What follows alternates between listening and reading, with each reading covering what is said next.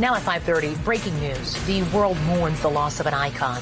Queen Elizabeth II has died at the age of 96.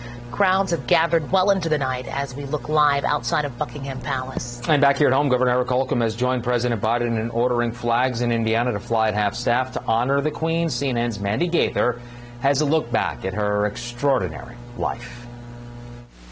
Clock Greenwich time.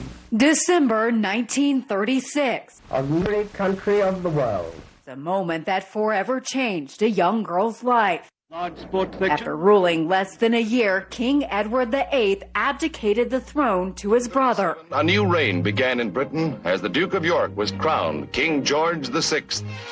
The new king's eldest daughter, then Princess Elizabeth, known as Lilibet to family, became next in line to the throne.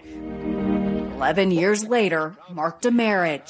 Princess Elizabeth married Philip, the present Duke of Edinburgh. The couple was in Kenya on a Commonwealth tour in place of an ill King George when the 25-year-old princess got news that changed the path of her life. The shadow of death hovered over King George of England as these last pictures were made. Her father's reign lasted 15 years. Once a princess, suddenly a queen. The hopes and hearts of England and the Commonwealth went out to a young queen. In 1953, Queen Elizabeth II was crowned. Her husband, who was later granted the title of His Royal Highness, the Prince Philip, Duke of Edinburgh, was the first peer to pay his respects at the coronation, the first one to be broadcasted live on television. A story of a queen who wrote bright pages in the story of the year.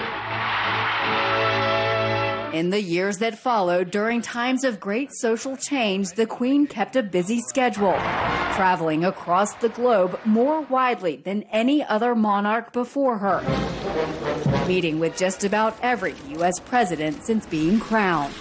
She remembers learning from her parents how important keeping America on side was during the war, and then America came into the war. She remembers that so well. She remembers, the American troops, D-Day, all that. To her, it's a very important part of her growing up.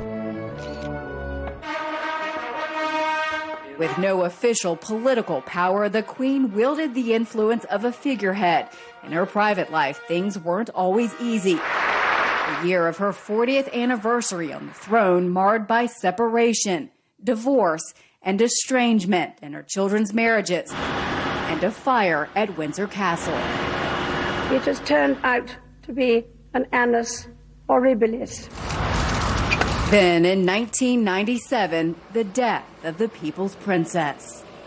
Through a great deal of heartache, the Queen stayed true to her greatest passions, horses and dogs, balanced with the joy of her grandchildren and later a new role of great-grandmother. But even that at times brought hardships. At the beginning of 2020, Buckingham Palace announced that Harry and Meghan, the Duke and Duchess of Sussex, were no longer working members of the royal family. Through it all, Prince Philip was, in the Queen's words, the strength and stay of her reign. He died in 2021 before his 100th birthday after more than 70 years of marriage. It's just been one of the great royal romances, I think, of history. From a girl who was third in line to the throne to the longest-serving British monarch, Queen Elizabeth II leaves behind a legacy, a life full of family, faith, and devotion to country. I'm Mandy Gaither reporting. And our coverage continues online right now. Just grab your phone, scan that QR code. That will take you straight to the As Seen On section at wishtv.com. There you can find photos of Queen Elizabeth throughout her 70-year reign, plus the next steps for the monarchy as the UK shifts from a queen to a king.